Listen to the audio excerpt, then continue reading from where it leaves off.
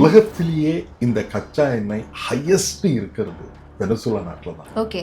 ஆனா மிக புவரஸ்ட் கண்ட்ரியா இருக்கு. இது ஒரு பாரடாக்ஸ் போல இருக்கு நமக்கு. இவர் 2013 தான் மடோரோ வராரு.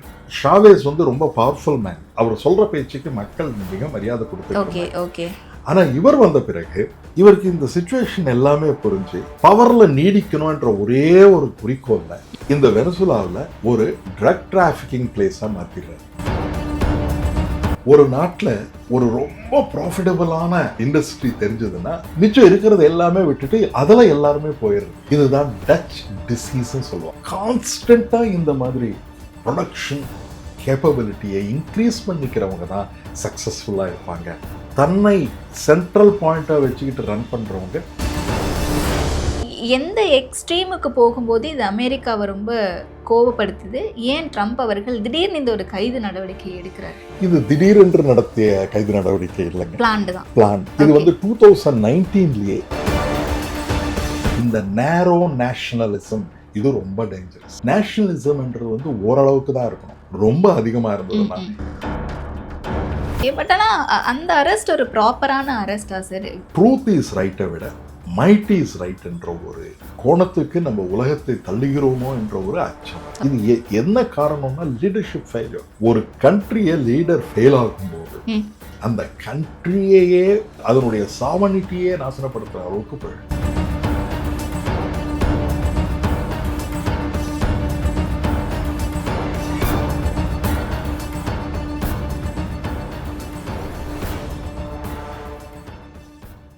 நேஷனல் ஆரோக்கியா எக்ஸ்போ அண்ட் நம்ம சென்னையில் மணப்பாக்கத்தில் உள்ள Heartfulness institute, Babuji memorial hostel, January 9 to 12. Click the link below and register. இப்போது புதிய அறிமுகம் ஆச்சி ஹோட்டல் சாம்பார் 50 கிராம் ரூபாய் 20 மட்டுமே. தி டிபேட் நேயர்களுக்கு வணக்கம். இன்றைய சிறப்பு நேர்காணலில் நம்மோடு இணைந்திருப்பவர் எக்கனாமிஸ்ட் பிரபாகரன் அவர்கள். வாங்க பேசலாம். வணக்கம் சார். வணக்கம். சமீபத்தில் வெனிசுலா நாட்டுக்குள்ள ஒரு தாக்குதலை அமெரிக்கா நடத்துகிறாங்க. அங்கே தாக்குதல் நடத்தினது மட்டும் இல்லாமல் அங்கே இருக்கக்கூடிய அதிபர் மதுரோவை தூக்கிட்டு வராங்க, அதாவது அரெஸ்ட் பண்ணி அமெரிக்காவுக்கு தூக்கிட்டு வராங்க. இது வெனிசுலாவில் ஒரு சலசலப்பை ஏற்படுத்துது. அங்கே இருக்கக்கூடிய மக்களும் இந்த கைதை விரும்புகிறாங்க அப்படின்ற மாதிரியான ஒரு சில நடவடிக்கைகள் எல்லாம் பார்க்க முடியுது. அவருடைய சிலைகள் உடைக்கிறதா இருக்கட்டும், இந்த மாதிரியான விஷயங்கள் எல்லாம். இதற்கு பல நாடுகளும் கடும் கண்டனங்கள் தெரிவிச்சுட்டு இருக்காங்க. இதை நாங்கள் ஒரு போதை எதிர்ப்பு இல்லை போதை தடுப்பு விஷயத்துக்காக பண்ணோம் அமெரிக்காவுக்குள்ள அப்படின்றதுக்காக ஒரு காரணத்தையும் சொல்கிறாங்க. இதை எங்கேருந்து புரிஞ்சுக்கலாம்? இதனுடைய வரலாறு என்ன? இதை எப்படி பார்க்கணும் இந்த செய்தியை? ஒன்று, டிபேட் சேனலுக்கு மிக நன்றி. ஒரு இன்டர்நேஷ்னல் ரிலேஷன் டாப்பிக்கு எல்லாரும் தெரிஞ்சுக்கணும் என்ற ஒரு எண்ணத்தில் நீங்கள் கொண்டு வந்திருக்கீங்க. இது கொஞ்சம் ஹிஸ்ட்ரியில் நம்ம போனோங்க. ஓகே. 1943 உலகத்திலேயே இந்த கச்சா எண்ணெய் ஹையஸ்ட் இருக்கிறது வெனிசுலா நாட்டில் தான். ஓகே. அதை விட கம்மியாக தான் சவுதி அரேபியாவில் இருக்குது, அதை விட கம்மியாக தான் ரஷ்யாவில் இருக்குது. ஆனால் மிக புவரஸ்ட் கண்ட்ரியாக இருக்குது இப்போ. அதை விட கம்மியாக இருக்கிற சவுதி அரேபியாவில் இதை விட ரிச்சஸ்டாக இருக்குது. இது ஒரு பாரடாக்ஸ் போல இருக்குது நமக்கு. பாரடாக்ஸ்னா richest resources but poorest people. இது ஏன் இந்த மாதிரி நடக்குது ஓகே என்ற ஒரு கேள்வியும் ஒரு அச்சமும் கூட வரும் நமக்கு. இதுக்கு நம்ம என்ன பண்ணணும்னா 1943 வருஷத்தில் ஆயில் அங்கே ஃபைண்ட் அவுட் பண்ணுறாங்க. ஃபைண்ட் அவுட் பண்ணி ஆயில் எல்லாமே எடுத்துகிட்டு இருந்தாங்க. ஆனால் 1990 1990 என்ன ஆச்சுன்னா, ராஃபல் கால்டுவா என்ற பிரசிடென்ட் 1994 என்ன பண்ணுறாருன்னா, இது கொஞ்சம் தான் நாங்களால் பண்ண முடியுது. அது ஒரு பப்ளிக் செக்டார் கம்பெனி, PDVSA அப்படின்ற பெட்ரோலியம், அது ஒரு வெனசுலன் லாங்குவேஜில் வரக்கூடிய ஒரு கம்பெனி, பப்ளிக் செக்டார் கம்பெனி. அதனால எக்ஸ்பேண்ட் பண்ண முடியல. அதனால நிறைய அதர் கம்பெனிஸ், அமெரிக்கன் கம்பெனிஸ் இதை எக்ஸ்ப்ளாய்ட் பண்ணலாம் அங்கே இருக்கிற ஆயிலுக்கு வந்து ஒரு விதமான டிஃப்ரெண்ட் கேரக்டரிஸ்டிக்ஸ், ஹெவி ஆயில் அப்படின்னு சொல்லுவாங்க. ஓகே. அதை ரிஃபைன் பண்ணுறதுக்கு வந்து மிக தொழில்நுட்பம் நிறைய தேவைப்படுது. அதனால இந்த அமெரிக்கன் கம்பெனிஸ் எல்லாரையுமே கூப்பிட்டு அவங்களுக்கு வந்து ஃப்ரீ அக்ரிமெண்ட்ஸு போட்டுடுறாரு. இந்த அக்ரிமெண்ட்ஸில் அவங்களுடைய ப்ராஃபிட்ஸில் 1% கொடுத்தால் போதும் அப்படின்னு சொல்லியிருக்கு. அமெரிக்காவோட ப்ராஃபிட்ஸ்ல வெனிசுலாக்கு 1% போதும். 1% And agreement அந்த கம்பெனிஸோட American companies, Exxon Mobil, Philip, இந்த மாதிரி நிறைய கம்பெனிஸ் இருக்கு. இந்த கம்பெனிஸ் எல்லாமே சேர்த்து வந்து அங்கே இன்வெஸ்ட் பண்ணி $20 பில்லியன் இன்வெஸ்ட் பண்றாங்க. அந்த காலத்துல $20 பில்லியன் 1990ல ஒரு பெரிய அமௌண்ட். ஆனா அமெரிக்காவுக்கு என்னன்னா, அந்த கச்சா எண்ணெய் அவர்களுக்கு தேவைப்படுகிறதுன்னு சொல்லி அங்க பண்றாங்க. இப்ப அமெரிக்காவில் பண்ணக்கூடிய எடுக்கிற கச்சா எண்ணெய் டிஃபரெண்ட் ப்ராசஸ்ல எடுக்கப்படுகிறது. அது வந்து வாட்டரை நம்ம பம்ப் பண்ணி அதிலிருந்து ஆயில் வெளியே வரக்கூடிய ப்ராசஸ் தான் இருக்கு அமெரிக்காவில். இந்த மாதிரி ரெகுலரா கச்சா எண்ணெய் எடுக்கிற ப்ராசஸ் அமெரிக்காவில் கம்மியாக இருக்கு. ஓகே.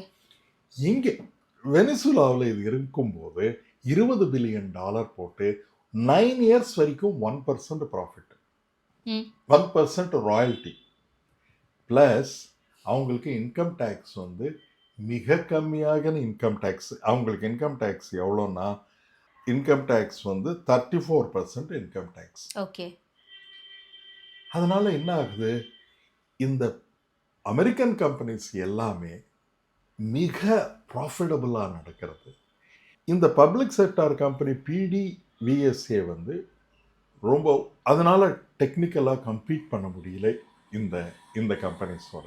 ஷவாஸ்ன்னு சொல்லி இவர் வந்து 1999ல் பிரசிடெண்ட்டாக வராரு. இவர் ஒரு மார்க்சிஸ்ட் லெனினிஸ்ட். இந்த லாட்டின் அமெரிக்கன் கண்ட்ரிஸ் எல்லாம் பார்த்தீங்கன்னா இவங்களுக்குள்ள கியூபாவுடைய இன்ஃப்ளூயன்ஸ் நிறைய இருக்கும். அவர் வந்து ஹைட்ரோ கார்பன் ஆக்ட்னு ஒரு ஆக்டை கொண்டுட்டு வந்து ஆல்மோஸ்ட் 90% ஆஃப் த ப்ராஃபிட் வெனிசுலாக்கு தான் வரணும்னு பண்ணிடுறாரு.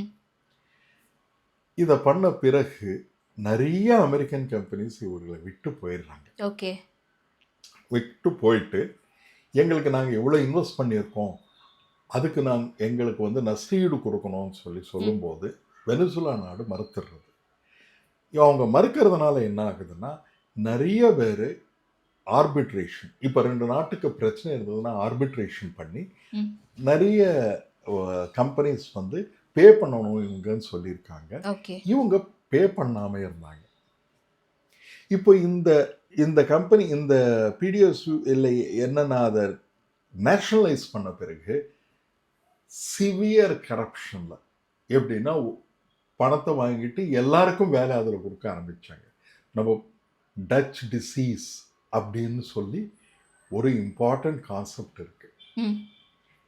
இப்போ வந்து ஒரு நாட்டில் ஒரு ரொம்ப ப்ராஃபிட்டபுளான இண்டஸ்ட்ரி தெரிஞ்சதுன்னா மிச்சம் இருக்கிறது எல்லாமே விட்டுட்டு அதில் எல்லாருமே போயிடுறது. இதுதான் டச் டிசீஸ்ன்னு சொல்லுவாங்க. ஓகே ஓகே, புரியுது. இதில் என்னன்னா எல்லாமே போயிட்டு என்ன ஆகும்னா எல்லாமே இம்போர்ட் பண்ணிக்க வேண்டியதான். அக்ரிகல்ச்சர் ப்ராடக்ட், மில்க்கு, மிஷினரி எல்லாமே இம்போர்ட் பண்ணிக்கணும். ஆனால் எண்ணெயில மட்டுமே நமக்கு எல்லாருமே போய் ஒர்க் பண்ணலாம், அதெல்லாம் நிறைய ப்ராஃபிட் வருது, இதோடவே இருந்துடலாம்னு சொல்லி நெதர்லாண்ட்ஸ்ல நடந்திருக்கு. Okay okay. அதை டச் டிசீஸ்ன்னு எக்கானமிஸ்ட் சொல்லி அவங்க இமீடியட்டா அதை கரெக்ட் பண்ணாங்க. Okay okay. நம்ம ஸ்டில் இதை கண்டினியூ பண்ணணும் அதர் இண்டஸ்ட்ரீஸை. இது எல்லாத்தையும் ஒரே ஒரு இதில் ப்ராஃபிட்டில் நம்பி இருக்க முடியாது. ஏன்னா அது கீழே இறங்கும் போது அதோட சேர்ந்து நாடும் இறங்கும். அது பீக்குக்கு போகும்போது அதோட சேர்த்து பீக்குக்கும் போகும். அதனால நம்ம அது பண்ணக்கூடாது அப்படின்னு சொல்லியிருக்காங்க. அந்த லெசன் சவுதி அரேபியா லேர்ன் பண்ணிக்கிட்டாங்க. அதனால தான் இப்போ ஹையஸ்ட் சோலார் எனர்ஜியில் இன்வெஸ்ட் பண்ணுறது யாருன்னா சவுதி அரேபியா. Okay okay. அவங்க வந்து நமக்கு பெட்ரோலியம் ப்ராடக்ட்ஸுக்கு ஒரு லிமிட்டட் லைஃப் இருக்குது. அதனால வந்து நம்ம வந்து நாளைக்கு சோலார் எனர்ஜி போகிறதுக்கு வாய்ப்புகள் இருக்குன்னு சொல்லி இன்வெஸ்ட் பண்ணுறது அதுதான் புத்திசாலித்தனமான வேலை. அதே போல் இங்கே சோஷியல் என்வாயன்மெண்ட் பாருங்கள். இந்த சோஷியல் என்வாயன்மெண்ட் எப்படி இருக்குன்னா, இதை பற்றி புரிஞ்சுக்கிறதுக்கு இந்த புக்கை எல்லோரும் படிக்க வேண்டும். வை நேஷன்ஸ் ஃபெயில். வை நேஷன்ஸ் ஃபெயில். இந்த அளவுக்கு ரிச்சஸ்டாக ரிசோர்ஸஸ் இருக்கிற கண்ட்ரிஸு ஓகே தே ஃபெயில். ம் ஆனால் ரிசோர்ஸஸே இல்லாத கண்ட்ரிஸ் ஹெவிலி சக்ஸஸ்ஃபுல் ஆகுது. ஜப்பான் இந்த மாதிரி கண்ட்ரிஸ் அவங்களுக்கு ரிசோர்ஸஸே கிடையாது. ஆனால் வந்து they are the best steel makers in the world. எப்படின்னா அந்த டெக்னாலஜியை அவங்க வந்து பெர்ஃபெக்ட் பண்ணியிருக்காங்க. அதே மாதிரி மேனேஜ்மெண்ட்டு. ம் இதை ரெண்டுத்தையும் என்னென்னா ஷாவேஸ் அவர்னால டெக்னாலஜியை மாஸ்டர் பண்ணக்கூடிய அளவுக்கு அந்த பாப்புலேஷனை ரெடி பண்ணலை. ம் அதனால என்னாச்சு, எல்லாருக்குமே யாரெல்லாம் இந்த பொலிவியன் ஃபிலாசபியை ஓகே சொல்கிறாங்களோ அவங்கள எல்லாரையுமே கவர்மெண்ட்டில் சேர்த்துக்க ஆரம்பித்தார். அவங்க எல்லாமே ஒரு குரூப்பாக சேர்ந்து அவங்க எல்லாமே அவங்களுக்கு தான் எல்லா பெர்க்ஸும் வரா போல இருந்தது. எஜுகேஷனில் இன்வெஸ்ட்மெண்ட் ஹெவியாக இருந்தாலும் 50% ஆஃப் தி ஸ்கூல்ஸில் வந்து அவங்களுக்கு டேப்ஸ் கொடுத்தாங்க. ஆனால் பவர் கிடையாது. வெனிசுலாவில் பெட்ரோல் வாங்கணும்னா 2 hours க்யூவில் நிற்க வேண்டியதாக இருக்குது. பெட்ரோலியம் ஹையஸ்ட் ரிசோர்ஸ் இருக்கிற கண்ட்ரிலேயே பெட்ரோல் ப்ராடக்ட்ஸ் அவைலபிலிட்டி கம்மியாக இருந்தது. ஏன்னா இதை எல்லாமே நம்ம வந்து ஃபாரினுக்கு எக்ஸ்போர்ட் பண்ணுறதுனால அவங்களுக்கே பெட்ரோல் கிடைக்கிறது கஷ்டமாக. ஓகே ஓகே புரியுது. இப்போ இந்த எஜுகேஷன் அவங்க இமீடியட்டாக இந்த டெக்னீஷியன்ஸ் எல்லாமே ட்ரெயின் பண்ணுறதுக்கு எஜுகேஷன் சிஸ்டம் இல்லை. ஓவரால் 53 மில்லியன் பீப்புள் விட்டு போயிட்டாங்க வெனிசுலாலேருந்து. அவ்வளோ சின்ன கண்ட்ரியில் 2000 53 மில்லியன் போனவங்க எல்லாமே ஹைலி கேப்பபிள் பீப்புள் போயிட்டாங்க. Okay highly professionals. இந்த ஆயில் ப்ரொஃபஷனல்ஸ், டீச்சர்ஸ், டாக்டர்ஸ் இங்கே நம்ம இருக்க முடியாது. ஆவரேஜ் சேலரி ஃபார் டீச்சர் $58 ஆயிடுச்சு. ஓகே மிக கம்மியாக. ஸோ அப்போ அந்த அளவுக்கு கிரைசிஸ் இருக்கு அப்படிங்கிறதுனால தான் மக்கள் வந்து இந்த ஒரு கைதை வரவேற்கிறாங்களா? கைதை வரவேற்கிறாங்கன்னு சொல்கிறத விட அவங்க வந்து எந்த அளவுக்கு கவர்மெண்ட் மேலே கான்ஃபிடன்ஸ் போயிடுச்சு. ஓகே கவர்மெண்ட் மேலே நம்பிக்கை இழந்துட்டாங்க. அதே மாதிரி இந்த இப்போ நம்ம என்ன பண்ணாலும் இவர் தான் தலைவராக இருப்பார். அவர் வந்து என்ன பண்ணிட்டு இருந்தாருன்னா எலெக்ஷன்ஸ். இவர் வந்து 2013 தான் மடோரோ வராரு. இவர் வந்த பிறகு இதை கரெக்ட். ஷாவேஸ் வந்து ரொம்ப பவர்ஃபுல் மேன். அவர் சொல்கிற பேச்சுக்கு மக்கள் மிக மரியாதை கொடுத்துருக்காங்க. ஆனால் இவர் வந்த பிறகு இவருக்கு இந்த சிச்சுவேஷன் எல்லாமே புரிஞ்சு பவரில் நீடிக்கணுன்ற ஒரே ஒரு குறிக்கோளில் இந்த வெனிசுலாவில் ஒரு ட்ரக் டிராஃபிக்கிங் பிளேஸாக மாற்றிடுறாரு. இதில் வந்து 250 tons ஆஃப் ட்ரக்ஸ் அமெரிக்காவுக்கு இங்கேருந்து தான் போயிட்டு இருந்தது இல்லீகல். அதே மாதிரி ஃபென்டைல், இந்த ரொம்ப சீரியஸ். அந்த ஃபென்டைல் போட்ட உடனே மனிதர் வந்து நீங்கள் பார்க்கலாம் அதனுடைய impact on the human beings மிக சிவியராக இருக்கும். அது எல்லாமே இங்கேருந்து கொண்டு போயிட்டு இருந்தாங்க. இதுலேருந்து வரக்கூடிய ப்ராஃபிட்டை வச்சு அவங்க என்ன பண்ணாங்க, எல்லாமே எப்போவுமே கேபிட்டல் ஹேஸ் ஏ கேரக்டர். எந்த கேபிட்டல் வந்து ரொம்ப கஷ்டப்பட்டு உழைச்சி நம்ம சம்பாதிக்கிறோமோ அந்த கேபிட்டல் தான் நினைத்து நிற்கும்ன்றது ஒரு உலகமறிந்த புரியுது. அமெரிக்காவில் சில கம்பெனிஸ் அப்படி தான் பண்ணியிருக்காங்க. அதுக்கு தான் அமெரிக்காவில் இவ்வளோ பிரச்சனைகளும் வர்றதுக்கு காரணம் அப்படின்னு சொல்லி சில எக்கானமிஸ்ட் சொல்கிறாங்க. இவர் அந்த பணத்தை வச்சு அவருடைய கவர்மெண்ட்டை ரன் பண்ணிட்டு இருந்தார்.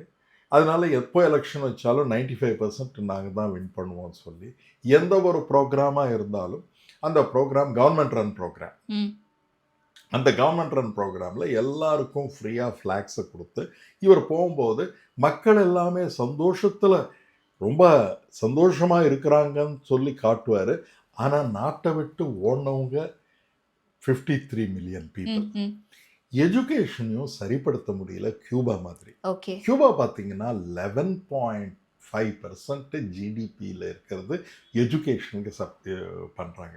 உலகத்திலேயே ஹையஸ்ட் எஜுகேஷன் பண்ணுறது கியூபா நாடு.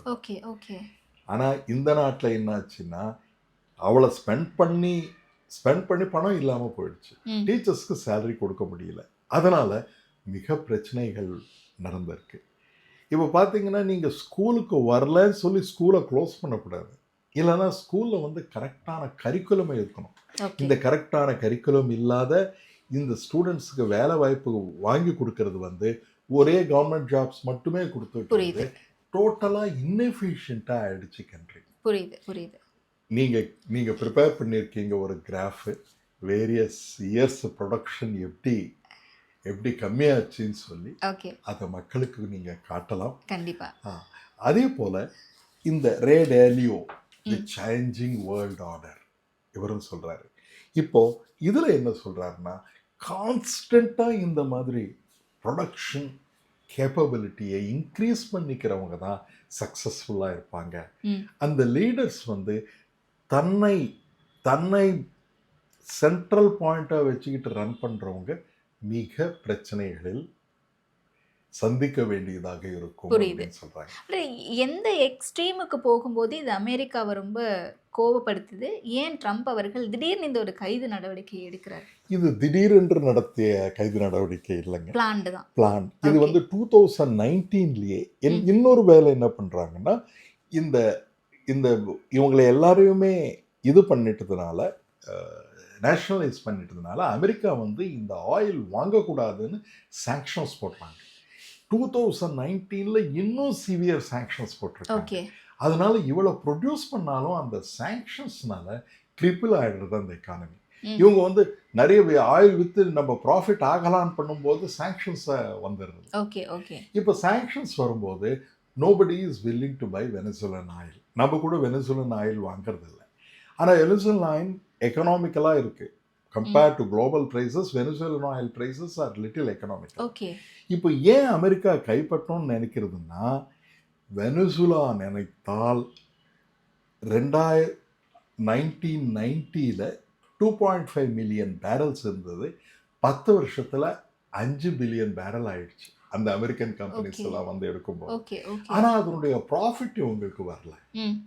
நம்ம இன்வெஸ்ட் பண்ணியிருக்கோம், அந்த ஒரு 9 இயர்ஸ் வரைக்கும் இருக்கிற இன்வெஸ்ட்மெண்ட்டு நாங்கள் டோட்டலாக எடுத்த பிறகு நீங்கள் அதிகப்படுத்திக்கலாம். ஏதாவது ஒரு அவங்களோட ஒரு இது வச்சுக்கிட்டு இவங்க வந்து கண்டினியூ பண்ணியிருந்திருக்கலாம்.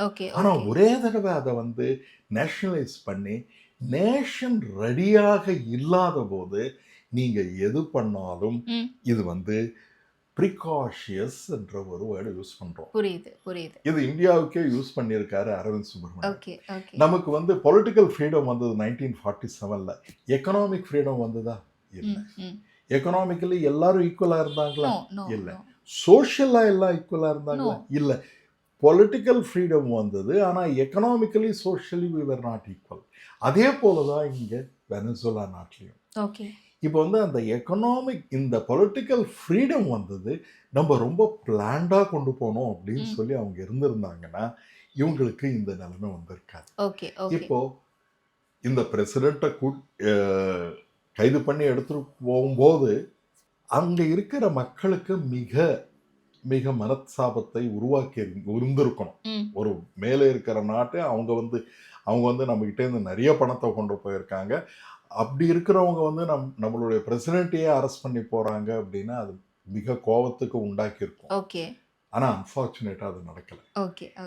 ஏன்னா இவர் வந்து ஒரு செட் ஆஃப் பீப்புளை மட்டும் யாரெல்லாம் சேன் சொல்கிறாங்களோ, யாரெல்லாம் இதுதான் ஒரு பெஸ்ட் மாடல் அப்படின்னு சொல்கிறாங்களோ அவங்களுக்கு தான் ரிவார்ட் பண்ணிட்டு இருந்தார். Therefore it is a leadership failure, education failure. நீங்கள் பெஸ்ட் ஐ டாக்டர்ஸ் உலகத்திலேயே வேணும்னா கியூபா நாட்டில் தான் இருக்காங்க. கியூபா நாட்டில் hospitals are the best hospitals. Eye hospitals கியூபாவில் ஹையஸ்ட். எக்கனாமிக்கல் ட்ரீட்மெண்ட் அங்கே கியூபாவில். தேர்ஃபோர் அந்த மாதிரி அவர் ஒரு மாடலை கொண்டு வருவதற்கு 2013லேருந்து அவருக்கு இருக்கிற டைம் ரொம்ப கம்மியாக இருந்தது. அதுக்கு முன்னால் இருக்கிறது வந்து எப்போ பார்த்தாலுமே இந்த அமெரிக்கா கிட்டேருந்து நம்ம பணம் எங்ககிட்டேருந்து எடுத்துன்னு போயிட்டாங்க, அவங்ககிட்டேருந்து வாங்கணும். இந்த நேரோ நேஷனலிசம் இது ரொம்ப டேஞ்சரஸ். நேரோ நேஷனலிசம்னா இந்த நேஷனலிசம்ன்றது வந்து ஓரளவுக்கு தான் இருக்கணும். ரொம்ப அதிகமாக இருந்ததுன்னா இந்த பிரச்சனைகள் தான் வரும். இதே மாதிரி பிரச்சனை தான் சைனாவுக்கும் இருந்தது. சைனாவை என்ன பண்ணாங்க, ஓபியம் நீங்கள் வாங்கிக்கிங்க. ஓபிஎம் வார்ஸே கண்டக்ட் பண்ணாங்க பிரிட்டனில். ஓபிஎம்மை அடிக்ட் பண்ணாங்க சைனாவில் இருக்கிறவங்க. Out of every 4 persons, one person was opium addict.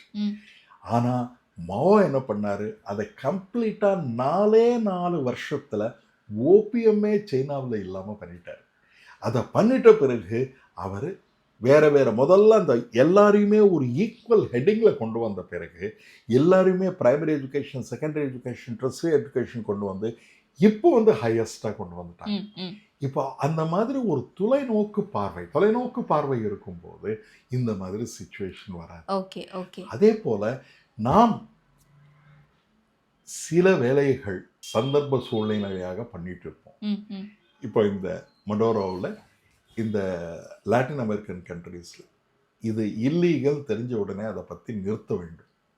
இவர் என்ன பண்ணாருன்னா, இவருடைய நெவ்யூ, அவர் வந்து ரிலேட்டிவ்ஸ் அவங்க தான் ரன் பண்ணிட்டு இருந்தாங்க. அவர் ஆல்ரெடி அமெரிக்காவில் 2025 அவர் சரண்டர் ஆகி அமெரிக்காவில் எல்லா விஷயத்தையும் அவர் சொல்லியிருந்தார். எங்கெங்கே பணம் போகுது, எங்கேருந்து வருதுன்னு சொல்லிட்டார். இவருடைய சன் பேர் பிரின்ஸ். இவரும் ஒரு மிக ரிச்சஸ்ட் மேனு. இவரும் அதே மாதிரி இருந்தார். இப்போது நீங்கள் சொல்லக்கூடிய மார்க்சிஸ்ட் லெனினிஸ்ட் ஐடியாஸ் ஒரு பக்கம், ஆனால் இங்கே ஆக்சுவலாக நடக்கிறது வேற விஷயம். அதனால தான் இவரும் இவருடைய ஒய்ஃபும் 2 பேரையும் அரெஸ்ட் பண்ணாங்க. ஓகே. பட் ஆனால் அந்த அரெஸ்ட் ஒரு ப்ராப்பரான அரெஸ்டா சார்? யூஸ்வலாக ஒரு ஆன்டி நார்காட்டிக் ட்ரீட்மெண்ட் நாங்கள் எடுக்கிறோம் அப்படின்னு சொல்லிட்டு போயிட்டு இங்கே இருக்கக்கூடிய சதாம் ஹுசேன் இவங்களெல்லாம் எப்படி ட்ரீட் பண்ணுவாங்களோ அந்த மாதிரி ஒரு அதிபரை ட்ரீட் பண்ணுறது அப்படிங்கிறது ஒரு சரியான முறை தானா? இது சரியான முறை. உலகத்தில் இருக்கிற எல்லா நாடுகளும் கண்டிச்சிருக்காங்க. சதாம் ஹுசேனும் அதே மாதிரி தான் கண்டிச்சாங்க. என்ன பண்ண முடிஞ்சது? Might is right, truth is ரைட்டை விட மைட் இஸ் ரைட் என்ற ஒரு கோணத்துக்கு நம்ம உலகத்தை தள்ளுகிறோமோ என்ற ஒரு அச்சம் வரும். ஓகே. ஆனால் இப்போ என்ன சொல்றாருன்னா, நான் வந்து இந்த ஆயில் கம்பெனிஸ் எல்லாமே போய் அங்கே திருப்பி இன்வெஸ்ட் பண்ணி, இப்போ வந்து இந்த ஆயில் கம்பெனிஸ் எல்லாமே லேட்டஸ்ட் டெக்னாலஜியில் கொண்டு வர்றதுக்கு மினிமம் $100 billion தேவைப்படும். ஓகே. அந்த பணம் அமெரிக்கா கிட்ட தான் இருக்கு, அமெரிக்கன் கம்பெனிஸ் கிட்ட தான். ஓகே. அவங்க வந்து பண்ணுவாங்க அப்படின்னு சொல்றாரு. இதை அங்கே இருக்கிற மக்கள் வந்து சரி, ஒரு வெளியிலேருந்து வரவங்க கிட்ட இந்த அளவுக்கு இருக்கும்போது அவங்க வந்து அந்த ரிச் லிஸ்ட்டில் ஷேர் பண்ணிக்கிட்டு ஒரு அப்ராப்ரியேட் அக்ரிமெண்ட் போட்டு நம்ம பண்ணிக்கலான்ற மாதிரி ஒரு திங்கிங்கில் மக்கள் இருக்கிற மாதிரி நம்ம பார்க்குறோம். ஆனால் அது எந்த அளவுக்கு ட்ரூத்துன்னு சொல்லி நமக்கு தெரியறது. ஏன்னா எப்போ வந்து ஒரு உண்மையை வந்து மறைக்க போகிறோமோ அந்த உண்மையை மறைக்கும் போது இந்த மாதிரி சிச்சுவேஷன்ஸ், புரியுது. எலெக்ஷன்ஸை ரிக் பண்ணுறது, இன்ஃபர்மேஷன், டிஸ்இன்ஃபர்மேஷன், தப்பான ஒரு இன்ஃபர்மேஷன் கொடுக்கறது, எங்களுக்கு ஜிடிபி மிக அதிகமாக உயர்ந்ததுன்னு சொல்கிறது ஆனால் ஆக்சுவல் ஜிடிபி ரொம்ப கம்மியாக உயர்றது. நம்பர் 4, ஒரு செட் ஆஃப் பீப்புள், ஒரு குரூப் ஆஃப் பீப்புளுக்கு எல்லாமே கொடுத்து மக்களை வந்து ஸ்டார் பண்ணுறது. இது எல்லாமே ஒரு லீடர்ஷிப்புக்கு கரெக்டான டெஃபினேஷன் கிடையாது. அதனால் என்னை பொறுத்த வரைக்கும் நீங்கள் கேட்ட மாதிரி இது என்ன காரணம்னா லீடர்ஷிப் ஃபெயிலியர். ஒரு கண்ட்ரியை லீடர் ஃபெயில் ஆகும்போது அந்த கண்ட்ரியையே நாசப்படுத்துகிற, அதனுடைய சாவனிட்டியே நாசனப்படுத்துகிற அளவுக்கு போயிடும். Okay okay. அதை மக்கள் வந்து ஆமோதிக்கிறாங்க பாருங்க, அதுவே ஒரு பெரிய ஃபெயில்யூர் ஆஃப் த. அதனால நீங்கள் எப்போ இன்டலெக்சுவல்ஸ் கேப்பபிளாக இருக்கிறவங்க இவங்களை எல்லாரையுமே நம்ம தப்புன்னு சொல்கிறவங்கள வெளியே அனுப்புவோம். அப்போ தான் நம்ம புரிஞ்சுக்கணும் நமக்கு கரெக்டான ஒரு சிச்சுவேஷன் கிடையாது. ஏன்னா உலகம் மதிக்கக்கூடிய இன்டெலிஜென்ட் பீப்புள் எல்லாருமே நம்மளை இது தப்புன்னு சொல்லும்போது நம்ம அதிலிருந்து புரிஞ்சுக்கிட்டு பாடங்களாக எடுத்துக்கணும். நாடுகள், நாட்டின் தலைவர்கள்.